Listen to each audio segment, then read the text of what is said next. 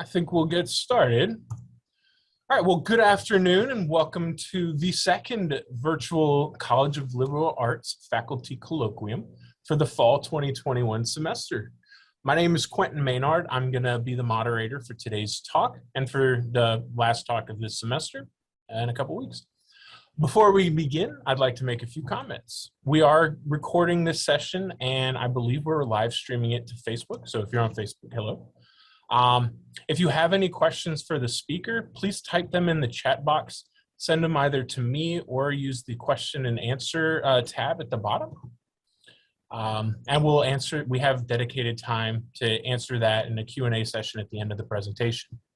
If we have any students in the audience who wish to receive extra credit for attending today's talk, please send me a message via the chat stating your name, your professor's name, and the course for which you would like to receive the extra credit. So without further delay, it is my pleasure to introduce today's speaker, Dr. Norma Rosas Mayén. Norma Rosas Mayén is an associate professor of Spanish in the Department of World Languages and Cultures at the University of Southern Indiana. She received her doctorate in Spanish linguistics from Purdue University in 2007, and recently, in May 2021, got a second Master's of Arts in Judaic Studies by the Universidad Hebracia de Mexico. Additionally, she has studied in Arabic language at Al-Akhawain University in Ilfrane, Morocco, Sanskrit language and literature at Delhi University, India, and French phonetics at Université de la Sorbonne IV in France. Her research areas include Afro-Hispanic studies, creolistics, and Judaic studies. In addition, Dr. Rosas Mayén is a performer of Sephardic Jewish music. Dr. Mayén, the screen is yours. Thank you so much, Dr. Quinton, for your kind introduction, and good afternoon, everybody. Thank you for being here. And I will start. When I was a graduate student of linguistics at Purdue University, someone asked me a very good question. Why are you interested in Yoruba language? Well, I was not interested just in Yoruba, but pretty much in any Western African languages, or to be more precise, any Niger-Congo language. I have a huge language crush on them. Nevertheless, as a linguist, you are not supposed to make value judgments on languages. Isn't there like a linguist code of ethics or something? Well, not really, but linguists do not usually make value judgments on languages. That does not mean we cannot play favorites. And West African languages are still my favorites because they are phonologically and phonetically interesting, rich in sound effects and processes. At that time at Purdue, and I'm referring around 2004, I wanted to study in deep Yoruba language, do field research in the areas where this language is spoken, and write my PhD dissertation in Yoruba language. But money and distance were an obstacle for a graduate foreign student like me. I ignored that in my home country, Mexico, there were linguistic prints on Yoruba and other Niger-Congo languages. Worse yet, I wasn't aware that existed Afro-Mexican communities.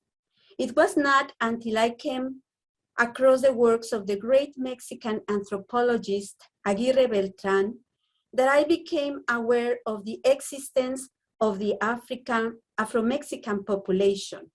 And I'm referring to the works of La Población Negra de México, the Black population of Mexico, and the Quijla ethnographic sketch of a Black people.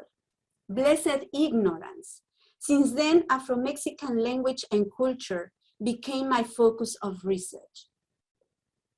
In my today's presentation, I will talk about one of the most interesting geographical areas of Mexico, known as the Costa Chica, a region where the West African legacy is visible through dance, food, music, traditions, customs, and particularly language. Many of you may still wonder if there are any Afro-Mexicans in Mexico, a country that is characterized for being one of the Latin American countries with the most indigenous communities and where 69 official languages are spoken, including Spanish. I must highlight that from colonial times up to the present, Mexico has been characterized by its linguistic pluralism as a result of multi-ethnic and multicultural encounters that have shaped what is called Mexican Spanish. In this sense, Mexican Spanish may be considered an amalgamation of modalities in which each region of the country exhibits a different variety. Although dialectal diversity itself is not considered a negative factor, sometimes it generates negative attitudes among speakers toward non-prestigious varieties that tend to diminish and marginalize the speech of certain ethnic groups, as is the case with Afro-Mexicans. The African presence in Mexico, as in the rest of the Americas, has been a socio-historical fact since colonial times. Nevertheless, there are no records of the African speech of that period for two reasons: the orality of their linguistic manifestations and because most speakers were illiterate. Despite the absence of Afro-Mexican speech samples of the colonial era, there are written linguistic sources, basically historical documents, and some of a literary nature that can be classified as follows. Direct documents of the language. These are inquisitorial acts of the 16th and 17th centuries housed in the historical archives of Mexico, as well as some isolated historical documents. Metalinguistic observations on languages. These are slave statements found in historical chronicles transcribed by missionary friars in which slave uprisings are reported. This type of document, written in a literary indirect style, gives a voice to Black slaves and freed mulattoes. Imitations of the Black speech. These are travel stories, villancicos, Christmas carols, or other popular songs written by non-Afro-Hispanic authors that try to imitate the speech of the Blacks. And finally, bossal literature. These are literary works that to some degree reflects the earlier speech patterns of African slaves with a great tendency to exaggerate, stereotype, and create distortions of the non-normative Spanish. Before going further, I want to address the concept of bossal literature in a more detail. Deleuze and Guattari, in their essay entitled "What is a Minor Literature?" argue, I quote, "Rich or poor, each language always implies a deterritorialization of the mouth, the tongue, and the teeth," end of quote. Paradoxically, early modern Spanish constructions of Africanized Castilian fragment and rupture the Black body, precisely indicating the deterritorialization of the mouth, the tongue, and the teeth, to which Deleuze and Guattari refer. Habla de negros, or habla bossal, bossal speech, depicts how illiterate Black slaves might enunciate, pronounce, and speak Castilian incorrectly. Originally, the word bossal meant savage or untamed horse, ultimately referring to the Portuguese and Castilian spoken by Black slaves. The bossal is also a muzzle, the device employed to censor, silence, and tame humans' words, and to also prevent animals from barking and biting.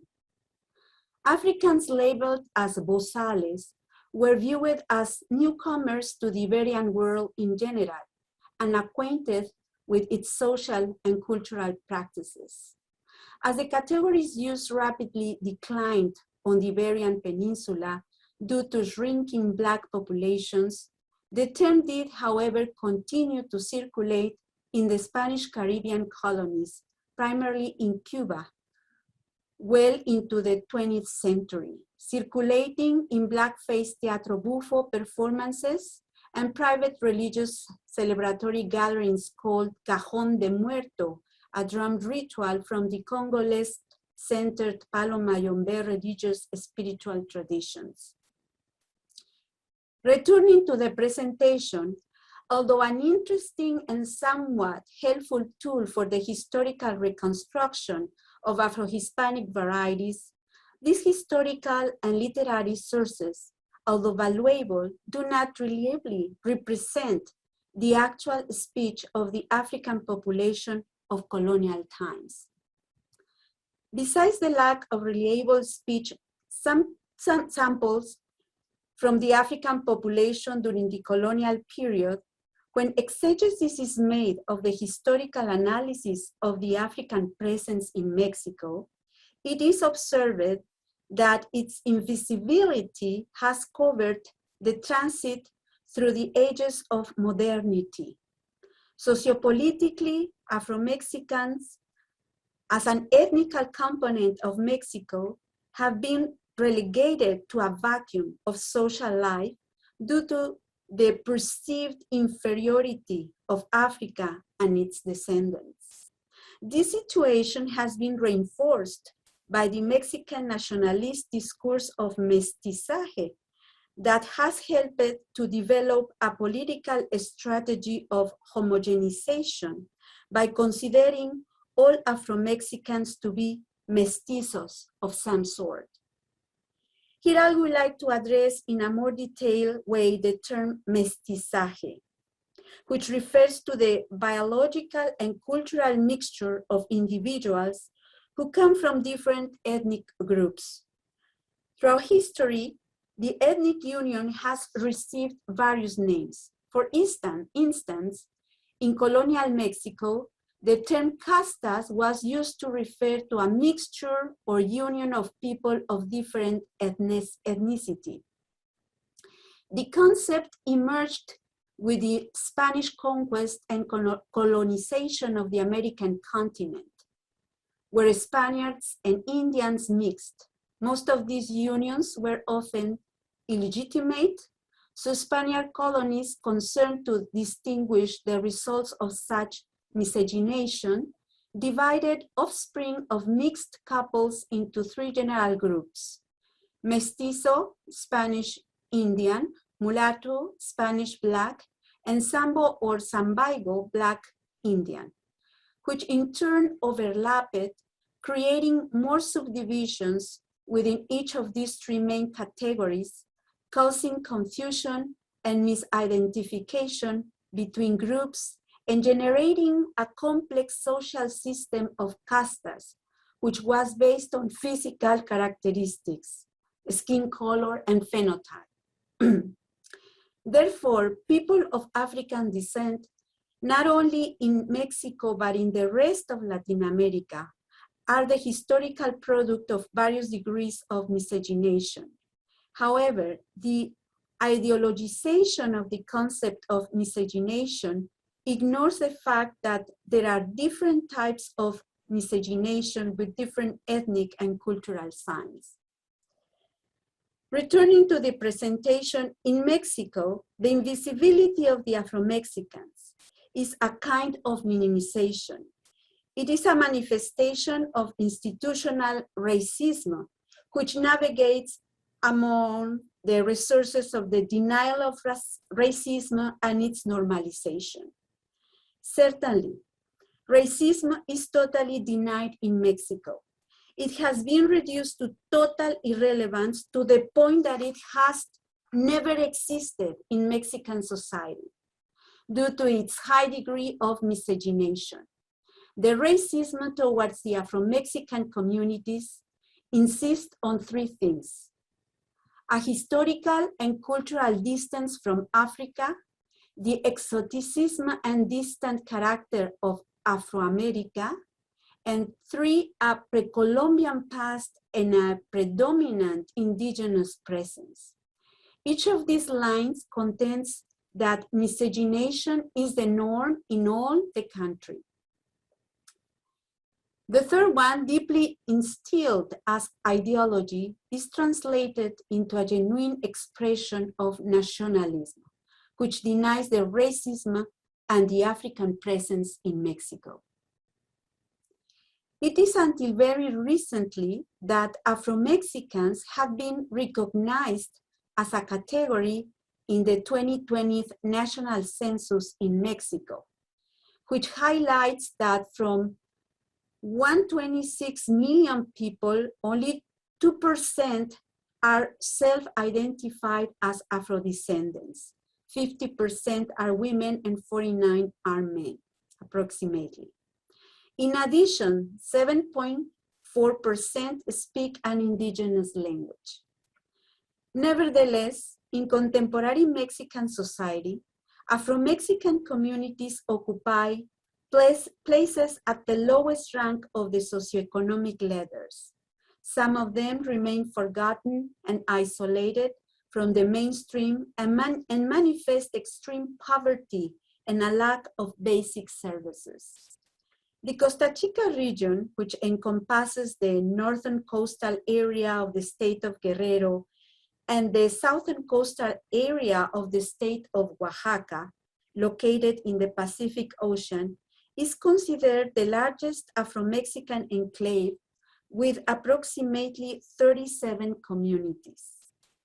In particular, Costa Chica's Black population is believed to have originated from African slaves who were brought to this area to work on the large cattle ranges and agricultural fields during the colonial period. In addition, runaway slaves reached this same area in search of refuge by forming small Maroon communities. For a long period of time, this Afro-Mexican enclave remained isolated, basically until the mid-1960s, when a coastal highway that currently links Acapulco to other towns and villages of the Costa Chica region of Guerrero and Oaxaca was finished. Such a situation of isolation not only allowed the African phenotype to survive in the area, but also permitted some social practices and cultural manifestations such as dance, music, oral tradition, the use of medicinal herbs, cuisine, just to mention a few. It is also important to highlight that since colonial times, the Afro-Mexicans of Costa Chica have been in contact with other neighboring indigenous groups like coastal Mixtecs, Chatinos, and Amuzgos, as well as with Asiatic sailors and slaves, especially from the Philippines, who entered through the port of Acapulco after 1573. By the middle of the 19th century, Costa Chica's population also received some influence from Chilean immigrants who spent time on the coast near Pinotepa Nacional on their route to the Sacramento Valley during the epoch of the California Gold Rush. As a result, these cultural and linguistic contacts have undeniably shaped the life and speech of the Afro-Mexicans of Costa Chica over the years. The Costa Chica region seems so varied and complex that it has seduced many scholars in the last decades. Most of the current research on this geographical area has focused on historical and anthropological investigations, and only very few works have addressed linguistic aspects. My work contributes to this linguistic arena by describing in a qualitative manner the current speech of two Afro-Mexican communities, Collantes and Santa Maria de la Luz Chicometepec, locally known as La Boquilla, situated in the Costa Chica region of Oaxaca, and it is based on data collected in situ. In the study of any Afro-Hispanic variety, it is necessary to consider the following three aspects. What is a creole and how does it originate? Why is there a scarcity of Spanish-based creole derived, Spanish-based creole derived creoles in the Americas? And to what extent could an Afro-Hispanic variety be considered a remnant of a creole stage? For those who are not familiar with the term creole, linguistically, creole refers to a type of language created by speakers in an area where several languages come into contact. This type of languages developed during the 17th and 18th centuries on European plantations near coastal colonies along the Atlantic and Indian Oceans and near slave depots, allowing speakers of two or more non-intelligible native languages to communicate with each other. Subsequently, such a language, the Creole per se, replaced the speaker's original language and became the first language of their descendants. That said, chapter 2 of my work offers a discussion of some of the most representative theoretical perspectives that have marked current research on the origin of Creole languages, which are summarized in the table. Thus, considering the theoretical polemic on the origin of Creole languages, I proposed a new theoretical perspective, the Rhizomatic Linguistic Model, to interpret data derived from contact situations according to the following rhizomatic linguistic principles.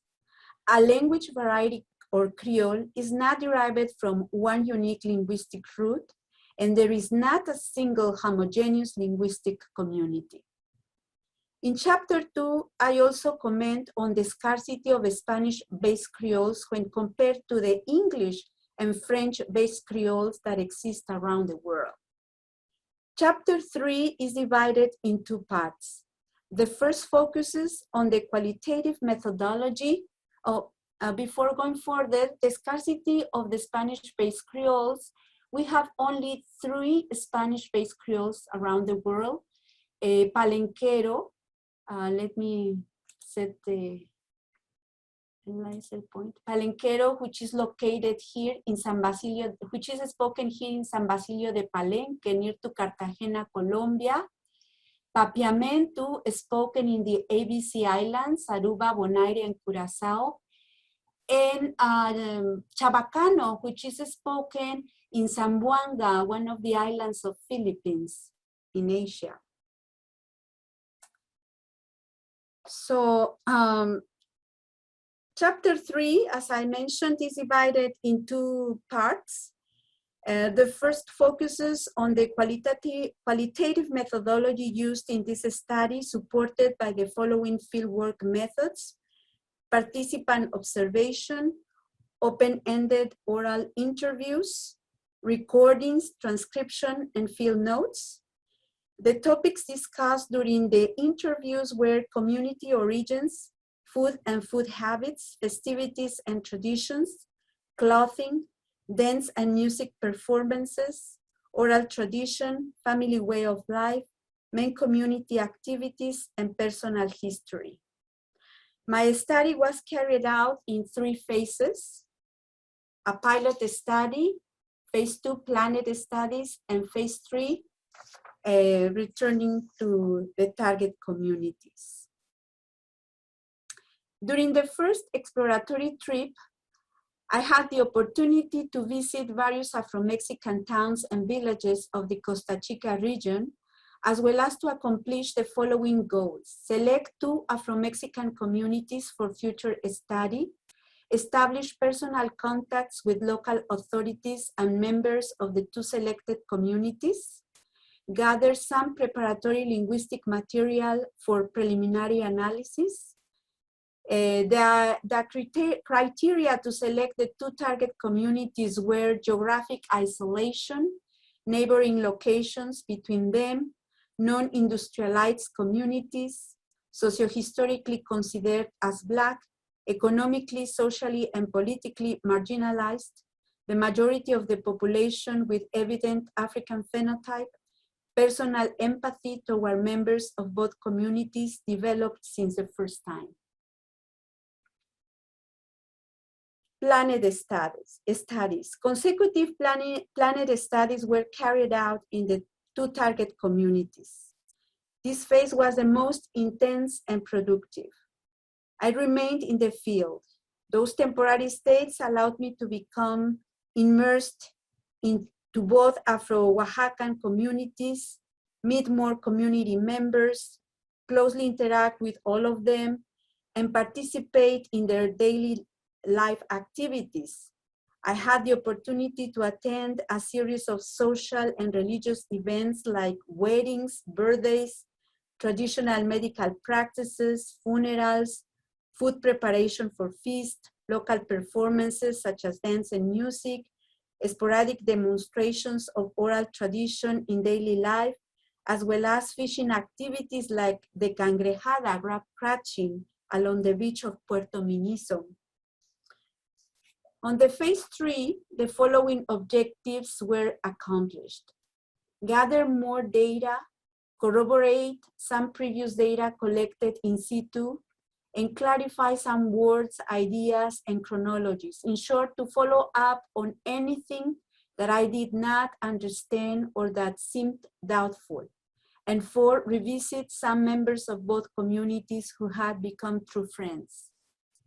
A total of 72 subjects, 46 women and 26 men were recorded, ranging in age from 18 to 85 years old. This figure only includes those subjects who were willing to be recorded. However, I also verbally interacted with many other members of both communities. The main occupation areas of the subjects are agriculture, fishing, and to a lesser extent, livestock. The educational level of the subjects ranges from illiterate, 31%, incomplete elementary school, 61%, and beyond elementary school, 8%. The second part of the chapter 3 offers historical observations on the African presence in Mexico, along with a sociohistorical reconstruction of the two communities under study due to a lack of written records. Historically, Palmer, 1976, divides African slavery in Mexico into 3 main periods. The first, from 1519 to 1580, represents a sequence of epidemics that took place in Mexico, such as smallpox, measles, and typhus, which devastated a large part of the indigenous population.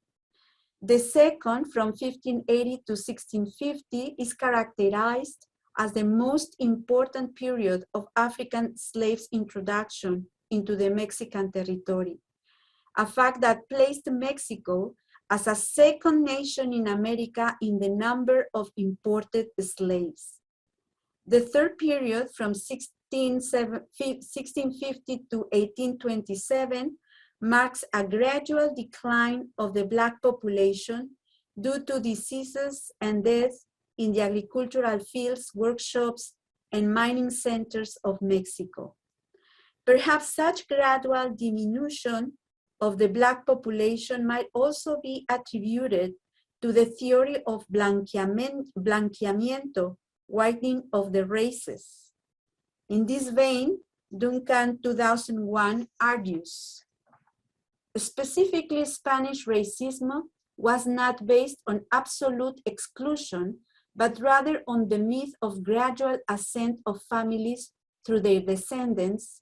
This whitening process required 6 generations. Moreover, end of quote, Moreover, the decrease of the Black population in Mexico is also the result of two socio-historical and political movements, the independence and the revolutionary periods, in which many Afro-Mexicans gave their lives for these two causes. Remnants of the revolutionary period are still reflected in some current pagan and secular Afro-Mexican traditions of Costa Chica, such as the custom of bride capture that, according to the testimony of several of my subjects, especially women, is one of the most common methods of marriage in the region. Another inherited Afro-Mexican tradition is a local festivity in honor of Señor Santiago, which takes place yearly from around July 25th. This celebration consists of a procession with members of the community, both women and men, dressed as Mexican revolutionary warriors, a cowboy-style clothing and accessories, riding horses through the streets. The Señor Santiago festivity takes place in all the Afro-Mexican towns and villages of Costa Chica and is accompanied by music and fireworks, probably evoking both the main occupation of the slaves brought to the area, cattle enterprises, and the active participation of the Afro-Mexicans before and during the Mexican Revolution. Chapter 4 is devoted to the phonetic and phonological traits that characterize the speech of these two Afro-Mexican communities. Henceforth, Costeño, trying to maintain and respect the way the people of this region identify themselves. In general, Costeño Spanish exhibits the following phonological processes: liquid mutation, weaknesses or deletion of the voice dental stop, weakness and or deletion of the voiceless alveolar fricative, syllabic reduction, epenthesis, and the vocalization of the voiceless labiodental fricative.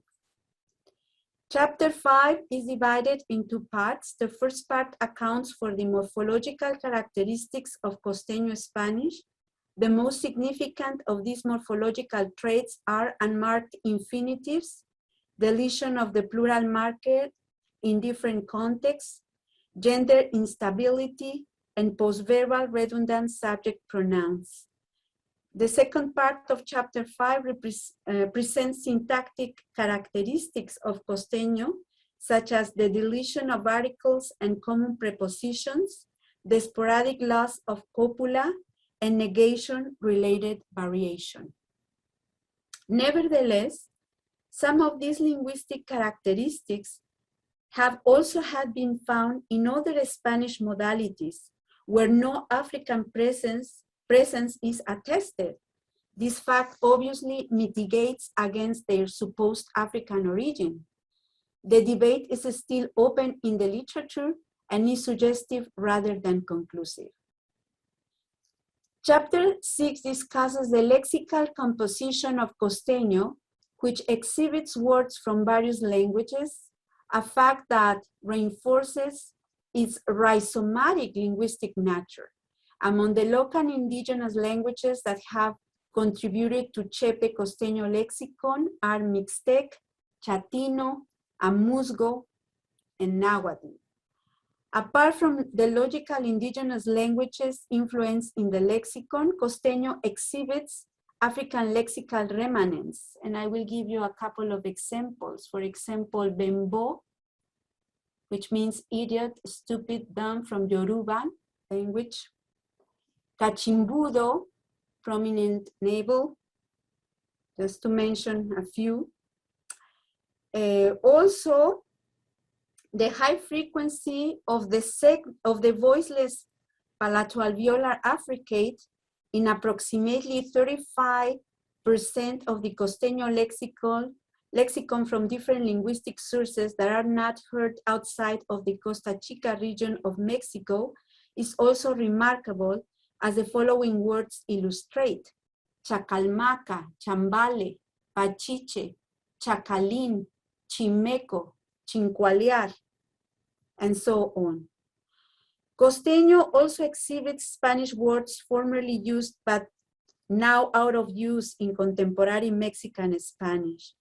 In addition, it is important to underline the Philippine lexical contribution, mainly from Tagalog. Also, here I have a couple of examples: baldada, invalid, balotan, laundry load. Also, to a lesser extent, Chilean Spanish, along with other lexical sources of unknown origin we found in the lexicon of Costeño Spanish. Conclusion. Considering the ongoing debate on the scarcity of Spanish-based creoles that exist in the Americas compared to other lexifier languages, I'm meaning to English and French-based creoles, my book offers an overview of the main hypotheses that have been proposed in creolistics to account for the genesis of Creole languages and the creolized and non-creolized status of Afro-Hispanic varieties. Contributing to this field, I proposed the Rhizomatic Linguistic Model to interpret data derived from contact. The analysis of Costeño Spanish satisfies the principles of the linguistic rhizome. The speech of the two Afro-Mexican communities under study, Collantes and La Boquilla, is not derived from one unique linguistic root, but rather from various linguistic sources, and it is the product of multiple encounters of people whose language, ethnicity, and cultural background are different. Evidence of such plurality is more prominent in the Costeño lexical component, in which various language sources have contributed to build up the current Costeño vocabulary. The necessity to document Costeño as an Afro-Hispanic variety that is already in an erosional state is an urgent task, deserving attention in the current agenda of Afro-Hispanic research. The constant emigration from these rural communities, either to the larger cities of Mexico or to the United States, has dramatically affected traditional life in those populations, as well as the status of language in the region. This situation, together with the increase of globalization in the last decades, socioeconomic absorption, linguistic forces to adapt a standard variety of Mexican Spanish, natural disasters, drug trafficking, and public insecurity in the area, confirms our hypothesis that Costeño Spanish is in danger of extinction. This work also advocates on behalf of the Afro-Mexican communities of the Costa Chica region of Oaxaca, which have been stigmatized and systematically overlooked in Mexico's nation-state politics for many centuries. Nonetheless, their cultural and historical contributions in Mexico cannot be ignored. And it is safe to say that in the last decades, attempts to valorize African roots in Mexico include, but are not limited to, El Programa Nacional, Nuestra Tercera Raíz, our third root national program, México Negro, Black Mexico, el Museo de las Culturas Afro-Mestizas, the Museum of Afro-Mestizo Cultures, Afro-Mexico, a series of documentaries created by Canal 11, the 11th channel, to vindicate the African legacy that exists in Mexico, academic research on Afro-Mexican and Afro-Hispanic studies in general, both national and international, and most of all, the fact that Afro-African descendants are counted as a category in the 2020 Mexican National Census is a step forward for the national recognition of Afro-Mexicans. As a last closing remark, this research has provided me with several rewarding experiences. It has been a joyful adventure to interact with costeñas and costeños, as well as to taste the flavor of their cuisine, feel the tenderness of their children, the kindness of elders, and the respect that all of them show for their own culture. All of these aspects motivated me to accomplish the present book that could be attractive for people interested on the genesis of a language, language contact, language death, Afro-Hispanic languages and cultures, Spanish dialectology, history of the Spanish language, and African diaspora. Thank you. And I can take questions in English and Spanish as well.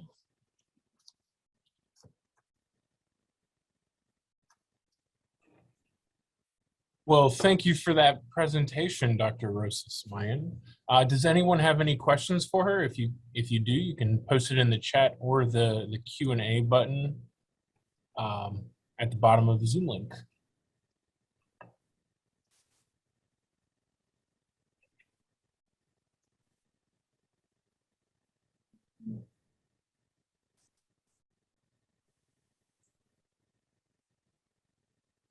Well.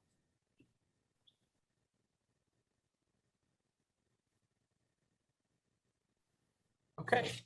Well, thank you very much for the interesting presentation. I think I learned some new stuff. So that was pretty cool.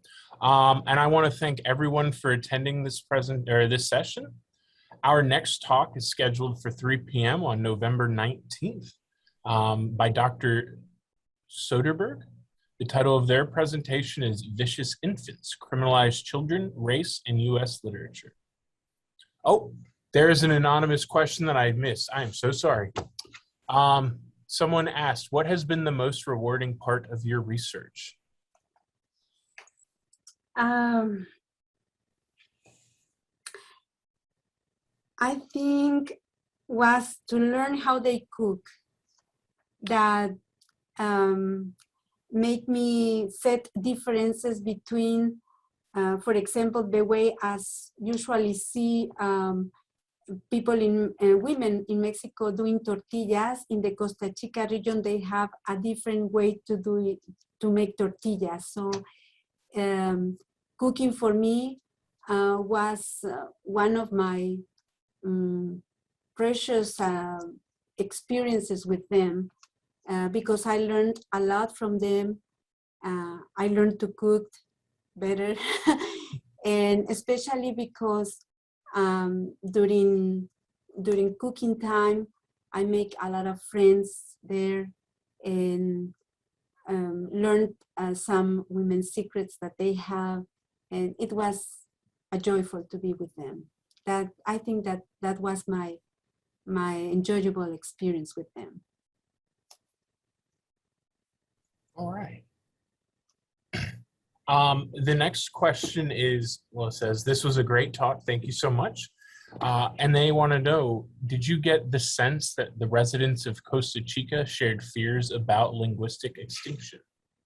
No, not at all. I think that they are not aware of what is going on there because most of them want to have a better social position, you know, and they are moving and they are influenced by, as I mentioned, different kind of linguistic forces. And also they are traveling a lot, so they bring new way to speak, and they feel ashamed when they speak in the way they do. Okay, so they are not aware of what it is happening there. And there are very few linguists that are working there. And nowadays it's even worse because of the drug trafficking in the area. So it's gonna be difficult to probably find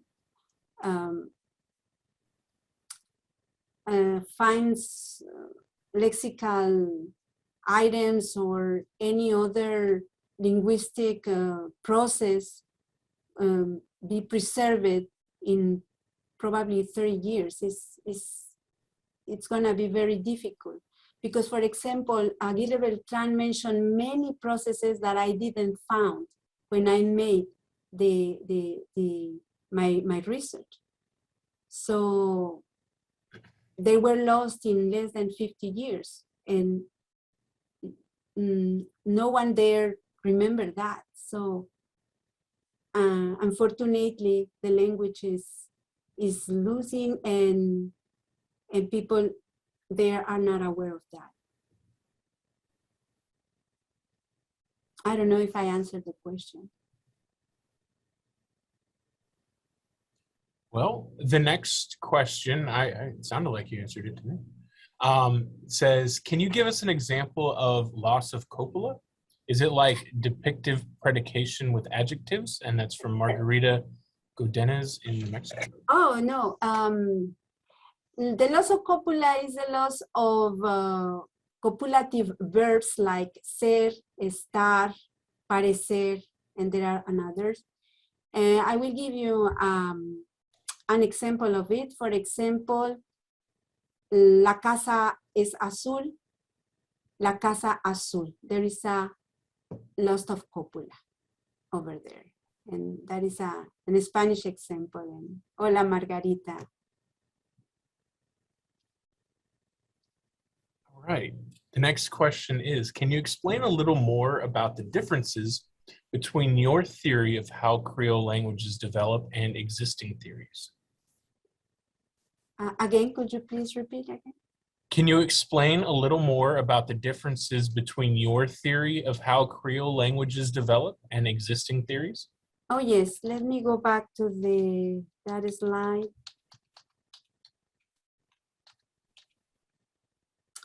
Okay. If you notice in the third column, each of these theories, for example, the continuum model set a 3 states to the formation of a Creole: a pidgin, a Creole, and loss of Creole. Decreolization is called that. The language bioprogram hypothesis set language universals, like, for example, those mentioned by, well, let me explain this. We have inside of our brain a bioprogram that allows everybody to learn any language when we are born. We have a linguistic device. And this language bioprogram hypothesis relates that. The theory of relexification says that, Lafebvre says that the phonetics and phonology aspects of the language comes from the super straight language, but the morphological and syntactic aspects of the language comes from the substrate languages, African languages. The Afrogenesis hypothesis says that Creoles were born in the African depots, slave depots, and there is no development of any Creole in the Americas or in any other part of the world. They were developed there in Africa. That is why it's called the Afrogenesis hypothesis. The approximation theory says that slaves were exposed to prestige varieties and non-prestige varieties of the dominant language. So slaves were approximating to the standard French or to the standard Spanish, but were not completely correct according to this theory. The complementary theory is more about this complementary theory considered eco aspects, the let's say, the climate, as well as geographical conditions, etc. The neurobiological hypothesis is like everything happens in our neuron neurobiologically, and all the things that are constructed of the language are inside, but with different perceptions. That's why Creole languages cannot approximate to another type of languages. The legal hypothesis says that the legal factors in the Spanish colonies were not the same as in the English colonies or the French colonies. And I propose that Creoles became from multilingual and multicultural linguistic and contacts. I don't know if it's a resume, but it's a summary of that. So the next question is going back to the food. So you mentioned the food and you talked about Tagalog at one point. Do you see Filipino influence in the food in the area as well?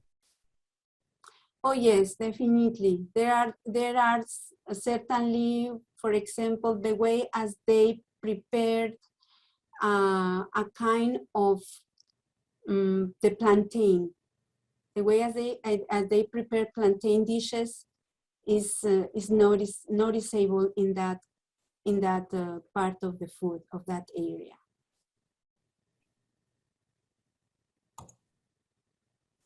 All right, and the last question I have for the moment, at least, is thank you so much for the wonderful talk. Does the book include an exhaustive list of the phonetic, morphological, and syntactic patterns from the communities you interviewed? Oh yes, definitely. The book is most of, I didn't want to present all that part of the book because many people are not of the area of linguistics and could be very heavy for many of you to listen all these processes. But certainly the book have a lot of examples, explanations, in which dialects of Spanish we found that, we don't find that. It's a very, very explicatory. I cannot speak now anymore English. It's more expand more on that aspects in a deep way. Also, these theoretical issues of all these theoretical perspectives of Creole genesis is also explained there, and I also include the analysis of papiamento. I'm talking about part of how papiamento was formed, how it comes to the ABC Islands. So the book has more in depth this of these aspects.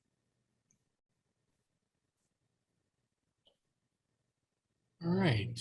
Does anyone have any other questions?